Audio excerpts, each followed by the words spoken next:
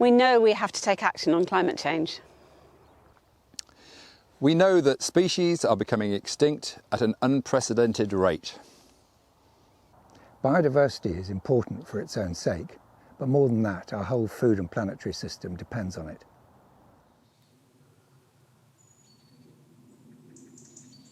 One of the issues that we face here in Watlington is that we're surrounded by many sensitive and interesting habitats. And the land is already under competing pressure. So what can we do that will sequester carbon, that will protect biodiversity and critically won't require additional land? One of the options we looked at for action is hedges. There's been a huge amount of talk of planting trees in order to sequester carbon, but not much talk about hedgerows. Yet hedgerows are an excellent way to sequester carbon because effectively a hedgerow is a line of trees. And we're lucky in having Nigel Adams, an international expert on hedgerows, living within the parish, so we asked him to help. I think hedges are so important in our landscape because they actually define our landscape. I can't imagine our country having no hedgerows. It would be impossible. Hedgerows are effectively a tiny replication of the much more wooded landscape we used to enjoy, with all the biodiversity and climatary benefits that had to offer. Hedgerows provide us as humans with many different things. We call those things services. We call them environmental services.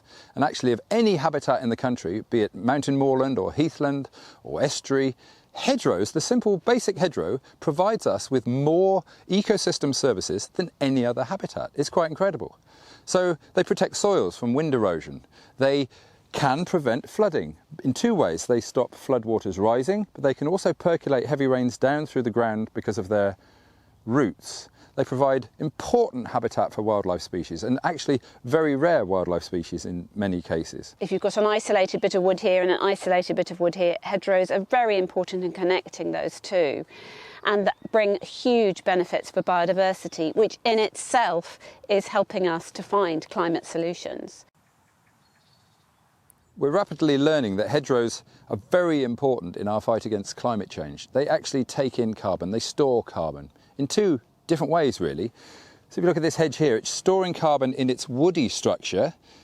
Wood is literally made up partly of carbon, but it's also taking carbon down into the ground and through the roots is actually storing it in the ground. Now, as long as that ground's not disturbed, the carbon is not released. So beneath the hedgerow, it's undisturbed ground. The carbon is stored there. If we look at the margin next to a hedge, that ground is undisturbed. So the combination of the undisturbed ground, the carbon storage in the roots and in the ground and in the woody structure really does help to soak in carbon. Hedgerows can only really do that effectively if they're healthy. And that's one of the reasons, I think, in Watlington Parish, why we want to find out the condition of our hedges. Are they healthy? How can we help them to be more healthy and therefore store more carbon? So it's the middle of October and we have actually started our project.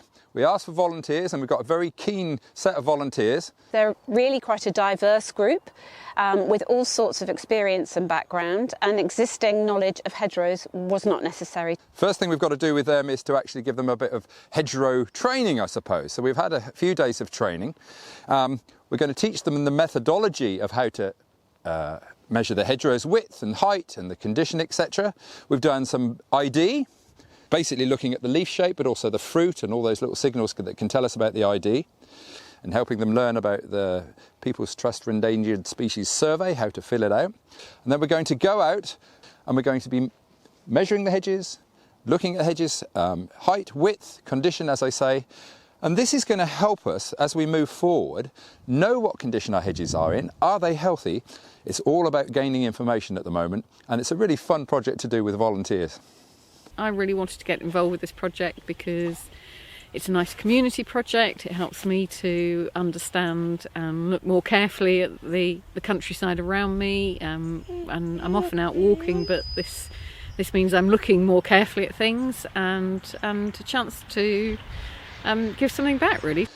First thing we wanted to know was, where are the hedges? How many have we got? And we're very, very lucky to have Charlotte Moss on our team. She's an expert on mapping, so that's a great advantage.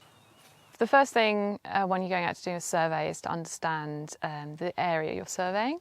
So as a first step, looked at a load of maps of the area and compiled them. So the data is generally from the OS, but I've also used some LiDAR data, which has allowed me to look at the areas that are very vegetated. And from that, I've been able to estimate whether I think a boundary between, say, a field and a road, or between two fields, whether it's a fence, or whether it's a hedge, or whether it's actually a line of trees. And so I've been able to categorise that, and then that will form the basis that we can go out and use when we're actually going to survey the hedges, so people know where to go as a first step. And it's also been quite useful, just quick exercise to work out actually how many kilometres of hedge we have in the Watlington parish, and at the moment the estimate is 45 kilometres. So we're able to map the hedges, we need to go out and ground truth them, and then with the permission of the landowners we can go on and carry out our surveys. And we're particularly thankful to the landowners for allowing us on their land to do the surveys, and hopefully they gain a lot from it as well, because we are actually able at the end to give them some management suggestions for the hedges. To me, a good hedge will be thick and tall, although that will vary depending on its state of management. Will have foliage to the ground, will be continuous without gaps, ideally punctuated by hedgerow trees, and contain a good range of species. In addition, it will ideally have margins uncultivated on both sides. So I think we can make two predictions about the hedges in Watlington, and that is that they're going to be one of two types. One is going to be a hawthorn hedge, single species hawthorn hedge that were planted at the time of the enclosures. Previously around Watlington it would have been open field system with hardly any hedges at all. And then secondly, often at the top of the hill there will be more ancient species, and there'll be species rich hedges. There'll be a variety of species in the hedge. Two different types of hedge. With the hawthorn hedge I'm slightly worried that we're going to find really over trimmed hedges that have been cut to the same height since possibly the 1950s, and they're starting to get very gappy at the base. Here's a gap. This would have been full of hawthorn once. I know it would have been a full hedge because I can see signs of old laying many years ago, probably from the 1940s. So this would have been a thick hedge once, but now the gaps are starting to arrive.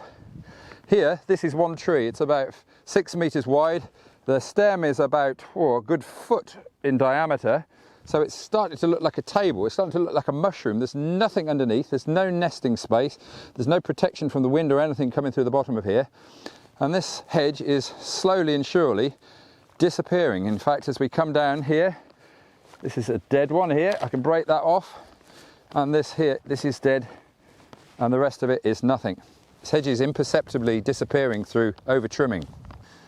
Those very same hedges could be at the other extreme, and they could have been neglected now for the last 50 years, and they will be very tall hawthorn trees along the hedge line, which are now starting to die. They've almost gone through their natural life process. On the species-rich hedges, they seem to withstand hedge trimming a lot better, I must say, but it still is a problem. Over-trimming is a problem. This hedge, we're in the middle of October, has just been trimmed.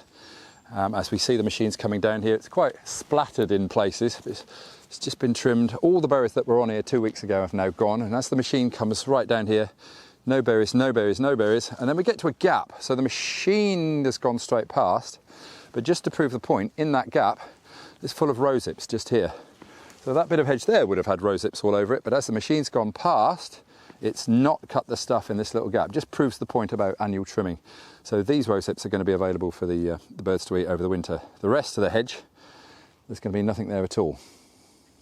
So trimming hedges with the flower machine needn't be the end of the world. It can be done really nicely and well, and actually sympathetically. And this hedge has been trimmed very lightly. Can you see? It's just like it's brushing along the edge of it. It's just coming out a little bit, incrementally increasing the volume of the hedge. It's not splattering anything. And actually by cutting incrementally, there are actually quite a few berries just on the tips. We have to put the hedge into a bracket of condition, given a set of criteria. And we're trying to find what is a good hedge. What makes a hedge in good condition? I happen to be standing by a hedge which I think really is in good condition at the moment. It's about 3 metres tall. It's got lots of different species. Just standing here I can see hawthorn, privet, wayfaring tree, there's some maple, there's some spindle. It's a rich hedge. It's alongside an old Chilton's footpath. It's not being trimmed every single year. It's solid all the way down to the base. There's a real shelter in there for nesting, for wildlife to travel up and down. It's a complete habitat. The fact that there's different species means that we will have flowering plants throughout the season. The blackthorn will be flowering first. Maybe if there's wild plum, that will be early. Then comes in May the hawthorn blossoms, and then on we go. The dogwood here is still flowering even now, actually. So there's a sort of food source throughout the winter at different times. That's absolutely ideal for wildlife. So this to me is a really, really good hedge. Hedges don't stay in this same condition always. They will change, they get older, the stems within get older, and that's why we have to rejuvenate a hedge periodically every 30 or 40 years, either by cutting to ground level, which is called coppicing, and then up comes new growth and you start the life cycle again, or hedge laying. So this is hedge laying. This has been carried out in England for hundreds and hundreds of years. There's a long cut on an old piece of maple. I've cut diagonally through the stem, leaving just a small, maybe 1 centimetre at the hinge end, as we call it, and that's enough for the goodness to travel up through the stem. And every one of these has been cut in the same way. This is a Midland style hedge. There are about 20 different styles of hedges in the UK. But the thing that's common to all of them is this method of cutting and the fact that all this is alive. One of the great things about hedge laying is you come across nice surprises, and here's an oak tree, a lovely young oak tree. The whole hedge is about maybe 20, 25 years old, but I found a lovely oak tree, and this one's going to stay up there and grow on for future generations to enjoy. This is a hedge that I laid last year. As you can see, it's covered in new growth, so much so that I actually trimmed it a few days ago, and I trim it in a nice A shape. When you're trimming hedges, even with a big machine, it's nice to cut them in an A shape because it means the base is nice and wide and a lot of shelter in the base. So you can see how solid this is. And it's worth remembering, I think, at this point, why hedges were ever planted in the first place. Sometimes they were planted to mark land ownership. You can't go along and move a boundary in the middle of the night if it's a planted hedge. But also they were planted to keep animals in or out of fields. There was no wire back in those medieval days at all. So they laid the hedge and formed a big, thick, stock-proof barrier. And this is a wonderful habitat for wildlife. So sometimes in even the best well-managed hedges, there's going to be gaps. And when we laid this hedge, we took the opportunity to plant up the gaps. There's yet another hedge I laid, but this one I laid 2 years ago, so it's had 2-year growth, and I've actually trimmed it lightly each year. And you can see now the berries are starting to form on that 2-year growth. Lots and lots of hawthorns on here, rose hips, etc. Great provision of food for overwintering birds, and a wonderful solid habitat that they can nest in and be protected. Hedgerow trees are another hugely important part of our landscape, and actually part of the whole hedgerow habitat, for want of a better word. If you have just a hedge with some individual trees in it, it breaks up the hedge and provides a richer and more diverse habitat. In the past, they were used as sight lines for ploughmen, as well as potentially boundary markers. Big oak here, probably 200 years old. The amount of life that contains within it, especially oak. A lot of species require oak, a lot of invertebrates require oak as part of their life cycle. They lay their eggs on the leaves and that kind of thing. Over 250 species rely on oak as part of its life cycle. That combination of a really well-managed hedge with a really good field margin next to it and hedgerow trees is like the epitome of good hedgerow management. Once the survey has been carried out, the results will be analysed so that we will know where we have healthy hedgerows, where there are hedgerows that could be improved, and also how those hedgerows can be improved. What we really want, I think, long term is we want our hedges healthy, we want them to be storing carbon for us all, we want them to be in a robust, good condition, because as climate changes, something that is robust and biodiverse is the strongest thing. And what I think we want in the long term is no net loss of hedges ever again in the parish of Watlington, and if we can plant some more and gain hedgerows, then that'll be all for the better. Sadly, many hedgerows have been lost over the years, and so they've become increasingly important. I would like to see a good network of well-connected, well-managed hedgerows with a good range of native species within those hedgerows. So most of the residents of Watlington don't own land in that sense. They're not a big farmer or a landowner, but you can still do your bit, even in your back garden. Planting trees in small gardens may not be appropriate, but planting a hedge can be. Vitally important habitat in gardens are hedgerows, and you will get birds nesting in your hedgerow undoubtedly. Wherever there's space, try and plant a hedge instead of putting up a fence. Perhaps that hedgerow could link with neighbours' hedges or hedgerows in the neighbouring countryside. So we'd love to see more people planting hedgerows in their gardens. And please remember, you need to choose native hedgerow species. And in terms of this project, as we finish the project and move forward, we hope we're going to be planting some hedges. Do volunteer to help us do that. We would very much welcome more people getting involved with this project. There will be opportunities to get involved with the implementation stage, so please contact Watlington Climate Action Group. Look at the hedgerows, understand what they give you, and let's help protect Watlington and its environment.